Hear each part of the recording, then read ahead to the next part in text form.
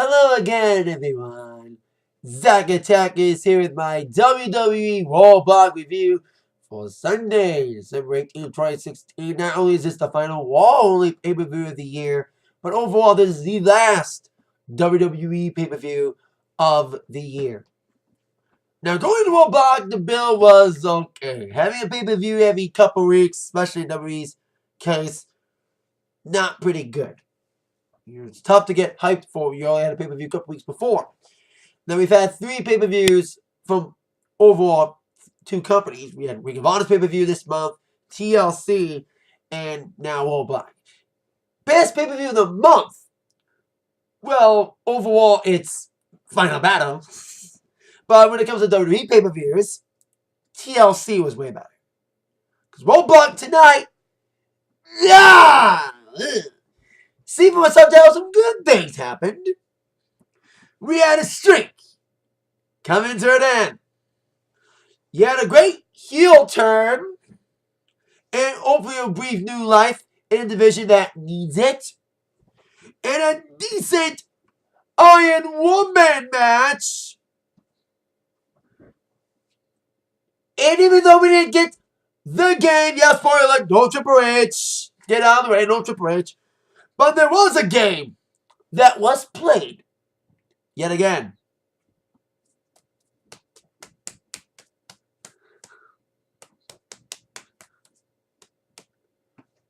Potato! Yeah, one streak continues. And the main event tonight is screening. Get out of here, screening. Could add towards stuff for the Rumble, but with all that being said, and the crowd not being good, like the only good crowd was the first match. The other matches throughout the night, crowd was dead. Matches didn't really help either. Matches were just okay. That's why the pay-per-view gets about 6.5. Only one match was exciting. The rest of the match varied by quality throughout the evening. Some were okay, some were too short. And some matches, especially the first match of the pre-show, was like, why even have that match at all when it was only a setup for a rematch tomorrow night on Raw? So that's what it was. The first match, the pre-show match, was Rusev against Big Cass. Of course, Wwe came back on tribute to the troops, so he accompanied Big Cass to the remakes from TV 14. Like, comments saying that Lana made a mistake when you checked me to get that attack a couple weeks ago in the hotel. I should have got my money up front. I owe you. You stole me money. Lana and Rusev, kind of like prostitute jokes. So then the match started. And Big Cass goes like a house of fire. Big moves including Empire Apple following the early barrage of punches and kicks from Rusev. They brought on the outside a little bit through the crowd. But then as Big Cass was getting back in the ring, Lana and Enzo were getting at it. And Lana pushed Enzo and then faked a knee injury, distracting Big Cass to help his friend Enzo from that distraction from Lana, from pushing Enzo and faking a knee injury to help Rusev get the count-out victory. Which, like I said, is a segue for a rematch on Raw. Why have this match at all? They're just gonna have this count-out just to set up a rematch on Raw. That's what this pay-per-view was. Kind of like a Raw episode without commercials. That's what it kind of was tonight for the most part. Despite the good things that did happen, which were few.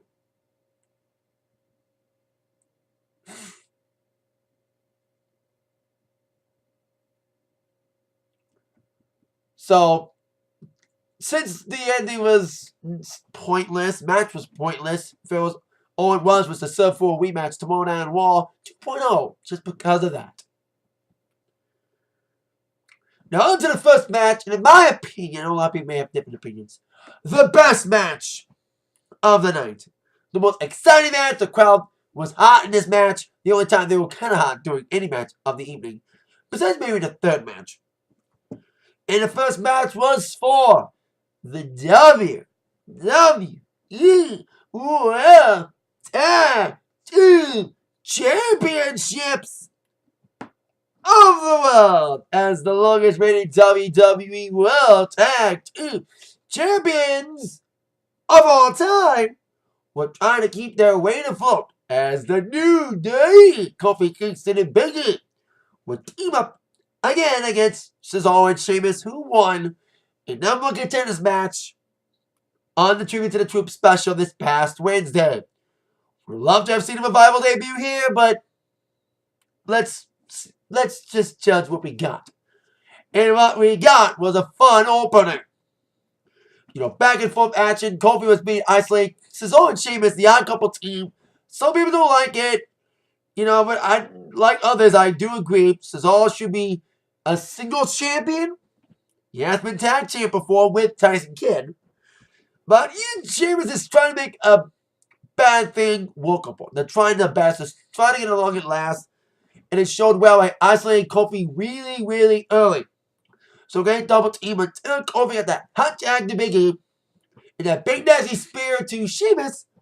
I love it when Big E does that big spear off the apron. When he knocks people off the apron with that spear that he does.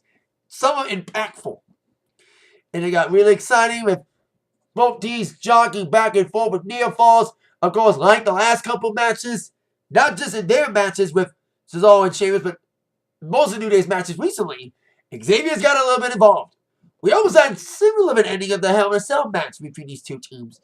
Cesaro did a swing on the Kofi at one point.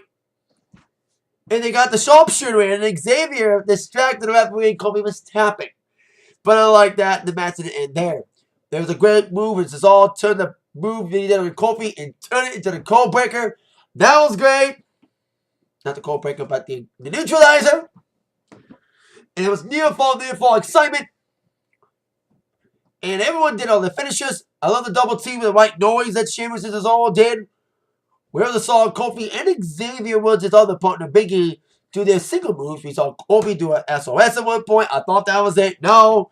Big E did a big ending. And that SOS came after another distraction from Xavier Woods. He sacrificed himself. He got bro kicked. Glad there was no DQ there.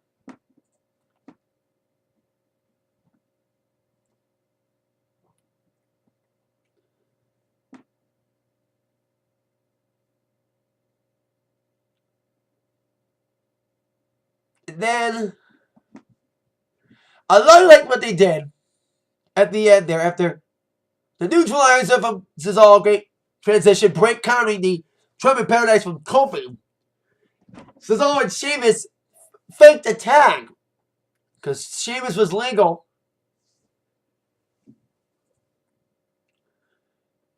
And he fake tagged Cesaro and distracted Kofi. Kofi thought Cesaro was legal.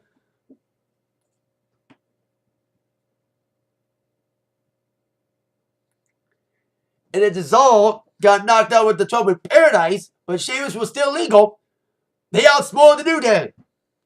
Sheamus rolled them up. 1, 2, 3. The streak is over. They Nikki Bella the New Day. Now, I say that because it is exactly what they did to Nikki Bella. When she became the longest reigning Divas champion, she broke the record on the Monday Night Before Night of Champions. And then she lost it at Night of Champions. It's exactly what happened New Day. They broke the record on Monday, lost on the pay-per-view after that. And I know a lot of people, I think a lot of people have opinions on who should have. It's like the Undertaker streak. You know, it's like who should have broken the streak if it wasn't Lesnar. You know, a lot of people didn't like Lesnar being the one that broke the Undertaker's streak. Like when all streaks end, some people have an opinion on who should have been the one. Like the people who did it shouldn't have been the ones. Like a lot of people thought, you know, Sting could have beaten Taker's streak or Cena could have. But in this case, New Day streak, a lot of people, including myself, would love to see the club beat the streak if they were booked better and weren't beaten by New Day already a million times. And we would love to have seen a revival debut in the streak. But it just was a makeshift tag team, a forced together odd couple tag team, became the ones that broke the streak. And a lot of people will like it. Some people won't like it. We're going to put another more established, a real team to end the streak. But for what it is, it's great to see Cesaro win the championship again. We'd love to have seen a singles title on him. But this also gives Sheamus the Grand Slam. He's won every major title besides the Universal. Because he won the WWE title, the World title, Tag Team title, IC title, US title. He's also won a Royal Rumble, a King of the Ring, and Money in the Bank. No matter how you think about Sheamus as a lame, cliche, boring wrestler, he's done a lot in his career. Love him or hate him. You gotta respect him. And there was a little bit of respect from New Day to Cesaro, but Sheamus was not having of it. He grabbed the belts. I hope this ain't another one of those hell no situations where it's like, I'm the tag team champion. No, I'm the tag team champion. God, that's the first odd couple team in this generation, because we had the Rock and Sock odd couple in the Attitude Era, but this generation had the first odd couple team in this generation's era, the modern era. The 10s was Team Hell No. And they all get on who's the champion. Hope they don't do that with Cesaro and Sheamus. But regardless, 4.0, best match of the night. Most exciting. The crowd was into it. And even though they lost tonight, New Day went out with a bang. They went out with a bang. And yeah, it would have been awesome to keep the titles a couple more days instead of just losing it off the bat after they broke the record. Kind of like I said, what they did with Nikki Bella. You know, have her lose it just after she broke the record. But you gotta applaud New Day. Love hate New Day, and could have been shorter, but still, love New Day, love them. Good heels and decent faces, and they're a dominant team. So applause to New Day for epic reign as your WWE World Tag Team Champions. Now on to the next matchup. Sami Zayn against Braun Strowman. At least Neville's getting pushed. Anyway! This match came about from the ongoing Sami Zayn issue with Mick Foley. But Mick Foley not wanting him to face Strowman. But Sami's like, I have to! Or in real terms, creative's got nothing for me right now. They won't push me. So, when they started this feud, I was like, why? You should be trading to SmackDown. They almost teased that. I think they should still trade Sami to SmackDown. They still should. Especially after this match went. There was a stipulation. If Sami Zayn could survive 10 minutes with Strowman, that's the game. But Sami Zayn surviving 10 minutes. There was a 10-minute time limit. And Sami just got destroyed by Strowman. Sami had some offense in, a little bit of it. But he just got manhandled by Strowman. I couldn't believe it was this long of a match. I can't believe Sami made it through the majority of this matchup with his body intact. And then Sami, about 5 minutes left, Foley came out. Yeah, Foley came. Despite rumors about him taking time off from hip surgery and also doing volunteer work for Santa Claus. Maybe he's going to take off after tonight because he had to finish off the Sami Zayn thing. He had a towel in his hand. He's ready to throw the towel because Sami Zayn was getting manhandled on the outside. It was a typical Braun Strowman squash, but longer than it should have been. But as Foley was about to throw the towel, Sami grabbed the towel, threw it into the crowd, saying, Foley, I don't want to lose like that. But he got pummeled again. But with that distraction from Foley, Sami came alive near the later half of the match.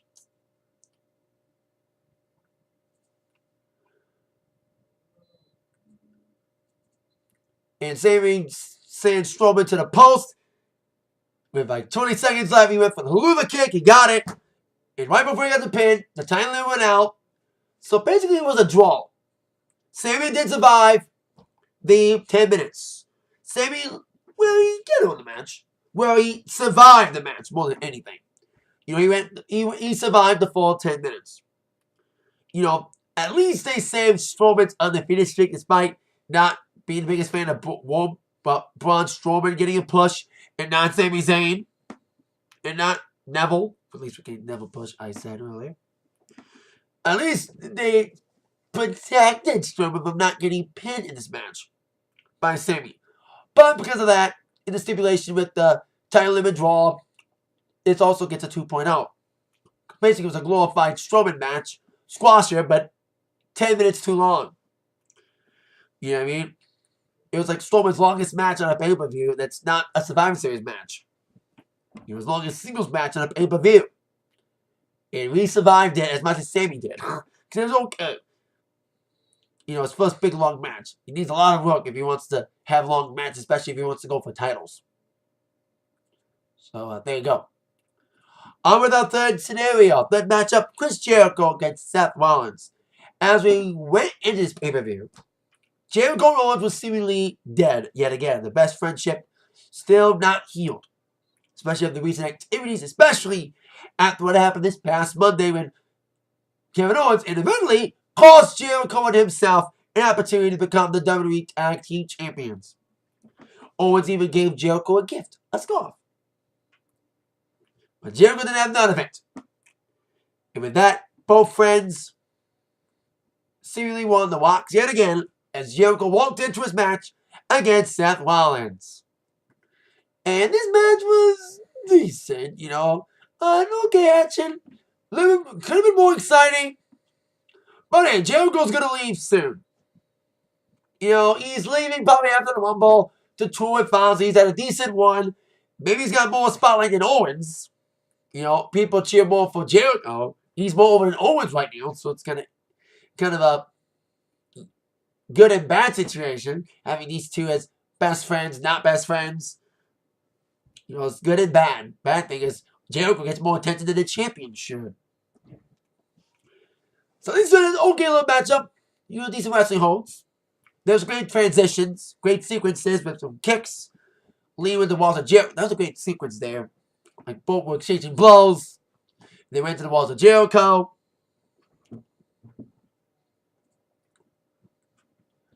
there was a big spot when Owens' friend, well, at the time of this, going in this pay-per-view, former friend Jericho, got nailed against ring posts a couple of times.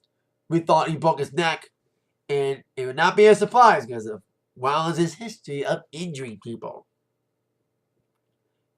And the birth, and the reason why that we have the I blame Seth Rollins memes on the internet is because of Rollins being deemed a dangerous worker by many people, including Bret Hart.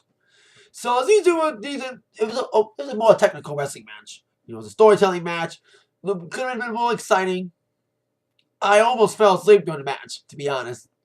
Crowd was kind of hot during this match, but the only other match they were kind of hot besides the first match because they would increasingly die as the night went on. But only pop during certain moments throughout the rest of the night.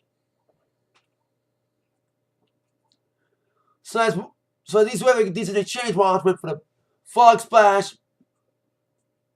Jericho blocked the frog splash. Both went for the finishers. Besides the submission, Jericho went for the cold breaker. Counter a couple times by Rollins, was going for the pedigree, and then at one point in the match, Kevin Owens came down to try to help Jericho, try to reclaim their friendship. But again, Owens distracted Jericho again. Owens was trying to help Jericho, and Jericho's like, "Get out of here! I don't need you anymore. Get out of here!" Trying to make us believe that this whole breakup is for real this time and not one big joke. But then Jericho got distracted, got kicked by Rollins, but was going for the cold breaker. But then Rollins countered into the pedigree, and the 1-2-3 victory for Seth Rollins, getting a taste of revenge over Jericho, screwing him over in the various times for the championship. 3.3. 3.3. Could be a lot more exciting, but an okay matchup nonetheless. On to our triple threat match for the Cruiserweight Championship, with Swann defending against Braun, Kendrick, and TJ Perkins. Despite the booking of the Cruiserweight division thus far, I love 205 Live. That's doing wonders for this division. At least it's helping the division. We need more intriguing characters besides Swann, Braun, Kendrick, and of course everyone's new fave. Well, I've been a fan of him since the CWC. Now I'm happy he's in the division. Jack Gallagher, the extraordinary gentleman. They're the most intriguing characters. Nobody else has character traits. So we look on that. And also look on better matches. And oh yeah, longer ones. There's a lot of things that turn the divisions. Booking. Booking division should be a great division, but the booking with not giving people character traits, not letting them put on exciting matches like they did on CWC and break the chains. Let them do what they did in CWC, and of course, short matches, and this was one of them. This should have been a great triple threat match on paper. Maybe they have a rematch on 205 Live would be better. Because this match tonight had bright moments, great exchanges. There's a little botch with Braun Kendrick getting hit in the face by Swann. It looked like a botch. Braun was out a little bit. There was a little exchange with Braun Kendrick and TJ Perkins exchanging submissions. Then Swann broke it up. So a little bit more action with little kicks. Even a double super kick at one point from Swann and Perkins onto Braun Kendrick. But then Kendrick got nailed again by the Inzaguri kick, actually the roundhouse kick from Swann to Perkins. And just like that, the match was over. Wow. Very short match. And I was looking at the clock. It was 9:19. You had 2 matches to go, including a 30-minute Iron Woman match. And this match went not even like 5-6 minutes. Felt like a wall match than a pay-per-view match. Like, come on. So the match gets 2.5. But the after-match activities is what everyone's gonna remember. So as far as celebrating, here comes the man that creative and Vince McMahon forgot, Neville. It was kind of interesting I saw Neville tonight. So I read a headline that Neville was very frustrated at the booking of him. Went from being the top of NXT to being a jobber. Kind of like what they're doing to Sami Zayn. But at least it's trying to make up for that by what happened with Neville tonight. Maybe I think WWE read Neville's interview about wanting to be treated better and wanting his booking to be better in 2017. Well, I think they listened. Neville came out, turned heel, beat the crap out of both Kendricks, Perkins, and Swann. And the crowd popped. This was one of the loudest pops tonight besides the tag team match. And you even heard, "Thank you, Neville" chants. This is what the division needs. It needs a pinch in the arm, and it's also have a great guy to Neville. Because I think we all expected Neville to be in this Cruiserweight division at some point. Like when this division was first introduced to the Raw roster, we were like, okay, don't let just the Raw Cruiserweight Classic guys be in it. Make some of the Raw guys who are already on the roster join in. Like Kalisto joined in. I should say Sin Cara joined in. And now Neville's joining in. As a heel with a beard and everything. Great move from Neville. You can use this heel storyline to say, I'm frustrated. I'm angry. I don't need your support. I'm caring about me because I need to be the best. That's what I think they're going to do with him, being a heel. Disowning the fans. Say, I don't need you anymore. You did nothing to push my career. I'm the one that can push my career forward. So great excitement. The match, too short. But what happened after the match is going to paint a bigger picture down the road with the return of Neville in a heel turn, which hopefully, if booked properly, could really kick the Cruiserweight division in the ass. Or the arse, as you would say in British terms. Speaking of British terms, before we get to our next matchup, which is the Iron Women match, I want to make a statement a little bit. My thoughts about the British Championship that's going to be introduced on a 2-day tournament, January 14th and 15th. I think Neville should have been in that tournament too. But I'm glad he's in the Cruiserweight division. And I'm going to make a British division with a champion crowned during this tournament on the network. Apparently they want a new division. Or some people saying, continue WWE's monopoly. I'm taking over anybody. I'm here to be by New Japan. I love New Japan. No, they don't need to get stuff by WWE. But they're like, staying hold of the British indie with 16 indie wrestlers, and Nigel McGuinness just left Ring of Honor and is a commentator. So that's cool.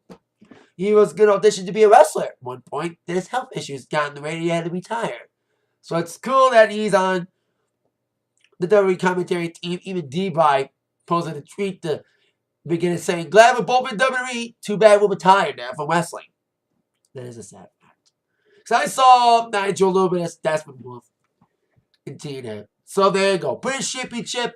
My little thoughts on that. I think it would be exciting to see the tournament and lead towards a weekly show, kind of like 205 Live. So one step at a time to a monopoly, as some would say. But I'm looking forward to that tournament.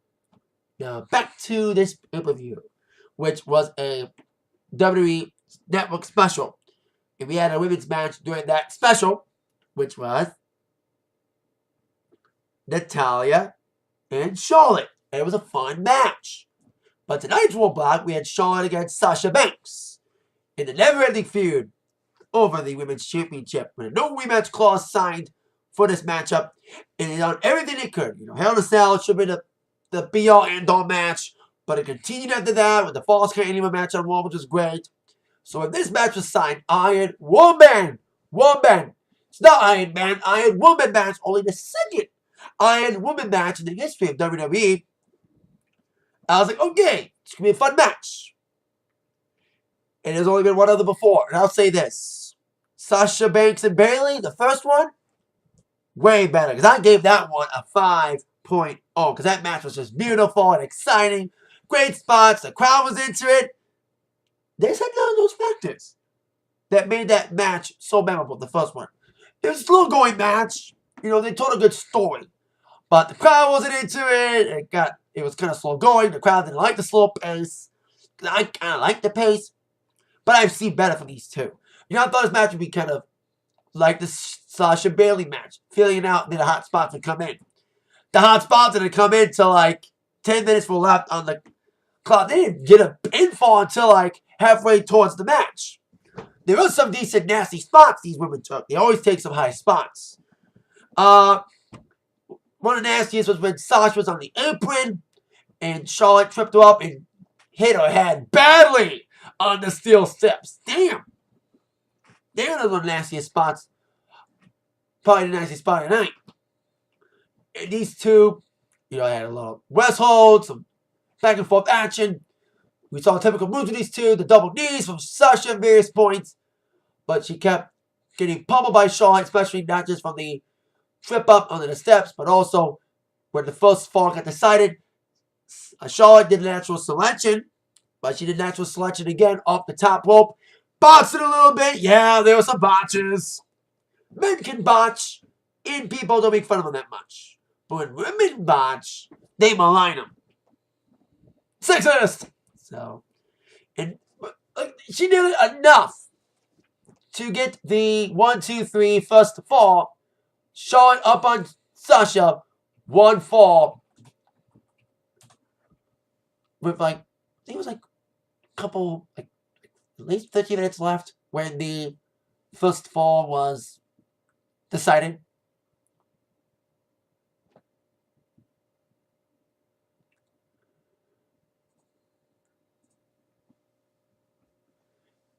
Then Sasha came rolling back.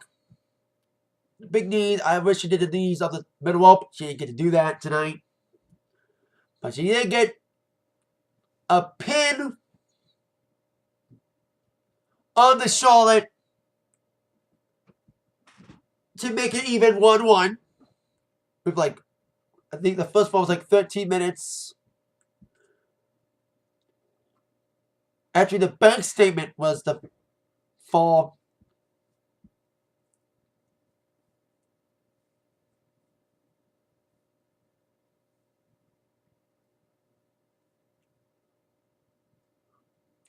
Yeah. Sasha got the pinfall.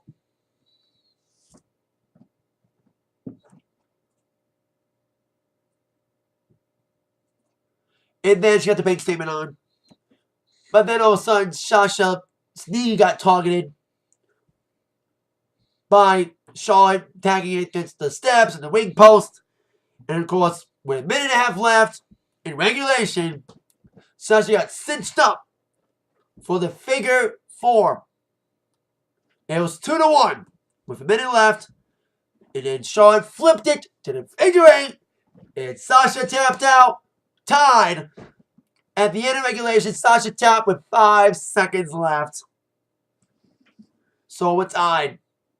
I know a lot of people said should have ended with a tie. So Sasha would have to play a hot potato again and lose on a pay-per-view yet again.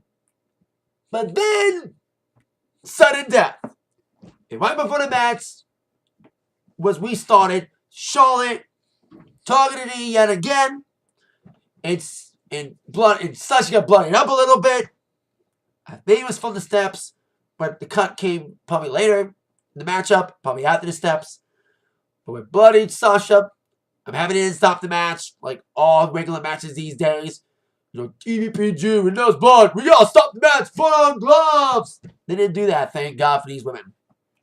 So Sasha got put into the figure 4, figure 8. And, Sasha's trying to fight out of it. But once the figure 8 was locked in the middle, I was like, damn it, they are gonna play hot potato again. Yep.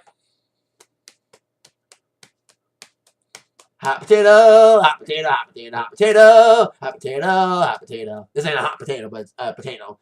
I'm just symbolizing that once again, hot potato. Sasha went on Raw, loses pay-per-view. Dang it! Every single time. But at least the good thing about this, there is a no rematch clause.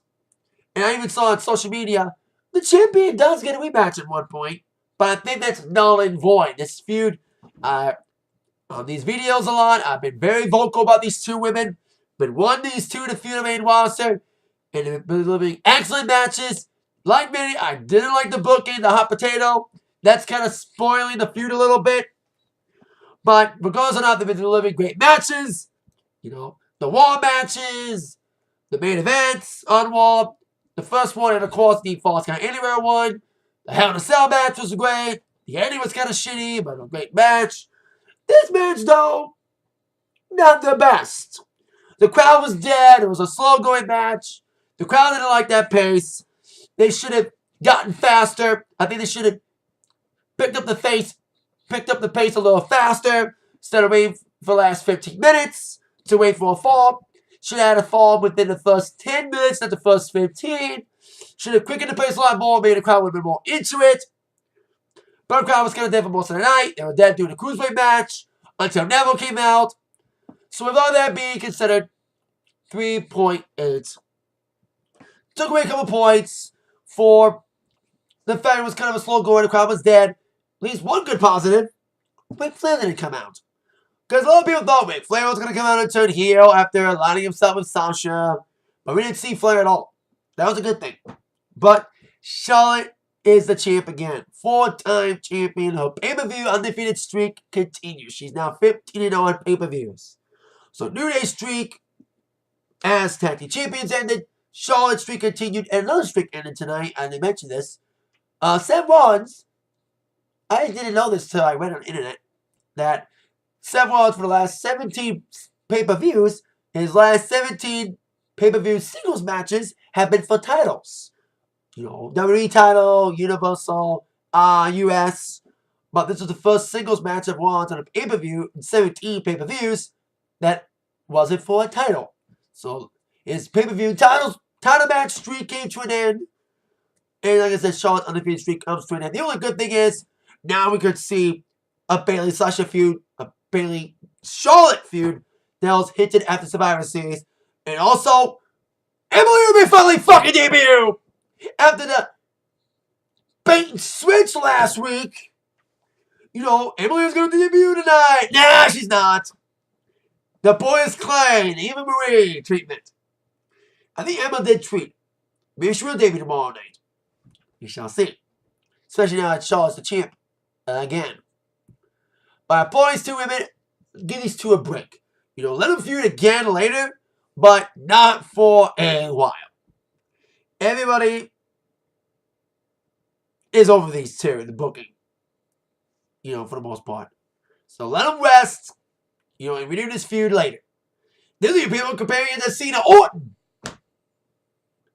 I would compare more to Trish, not Cena Orton. So now on to our main event. Yeah, at least we main evented one pay-per-view, so at least that's good. But now Owens main event of pay-per-view, as he will defend his Universal Championship against United States Champion Roman Reigns. Now, I think a lot of people would love to see a title-for-title match. Have Woman's title up for grabs too. But I think it's kind of cool that they didn't have Woman's title on the line. And the match, for the most part, was decent. Okay, little main event. Until the ending. Screw Andy with the puppets. Before I get to that, Owens carried the fucking match. He was a better wrestler in his match. Owens did okay with what he had to work with Reigns, who got booed out of the building yet again. And this is the other match the crowd was kind of hot for. And Roman even tried to put Owens to a table, which would backfire on him later. He got powerbombed through the regular announce table twice. Once it didn't break, and then Owens didn't do it again to break it. So, that's what happened. They did it. Sent on the floor after that little brawl. And then, okay, I think it was a little better than the wall match that they had. That was not entitled. That was the catalyst for this match happening tonight. So Owens, after a little bit of watch with Reigns, came out with his big moves, the super kicks. I love when he did a super kick at one point. Onto Reigns, I think from the side of the apron. That was cool. And Cannonball did a frog splash, but it was blocked. And many times, Reigns was going for the Superman punch. He got it a couple times, including one when Owens was put on the top rope. And I love when Owens did do Reigns and scream, ooh, ah, when he was doing the Cannonball splash. That was funny. And I had a suspicion someone was going to come out during this match. Hopefully it was going to be Triple H. But it was Jericho at one point. After Reigns delivers some big moves like the drive-by, so like as many times for the spear. He did spear Owens. I thought that was it, but he didn't get to pin him. He didn't have strength to pin him. That's when Jericho came in. And he was like, whose side is he on? Is he going to attack Owens? Is he going to attack Reigns? And he attacked Owens. He delivered a cold breaker to Owens. Seemingly proving yet again that these two were really done. You know, that these two were done as best friends. That this breakup was not a joke. But it was a joke. It was a joke. It was a setup. Jericho purposely cold breaked Owens so Reigns could lose by DQ. Owens lost, but by DQ. That means he retained the title. So there you go. Owens won by Owens lost, but he still is the champion. So that's a good thing. Shitty ending, screwy ending, but I'm glad Reigns is not a double champion. If Reigns would have won, it would have not been good. Especially after seeing Sasha lose again. Would not have been a great thing to have Reigns win. Especially in a state that hates him. Pennsylvania and Reigns do not have a good history together. Royal Rumble 2015 in Philly. Need I say more? So it's all the moves. Owens and Jericho, bestie friends again. You know, it was a longer joke than it was. Like, they ran out for so long. Even at one point, after Owens inadvertently cost Jericho his match against Rollins, he knocked down Jericho's door and it was locked. I thought Triple H was in that room, but it wasn't the case. But it was all moves. Then Rollins came out to beat up on both Jericho and Owens. He penetrated Jericho with help from Reigns. He double powerbombed Jericho onto the Spanish announce table, since the other one was already destroyed by Owens and Rollins' friend Reigns during their match. Owens was on the entrance ramp, but then Rollins chased after him, and I thought this is the point Triple H was going to show up. You know, Rollins has been calling him out the last couple weeks. Are we going to finally get Triple H to come back after screwing Rollins?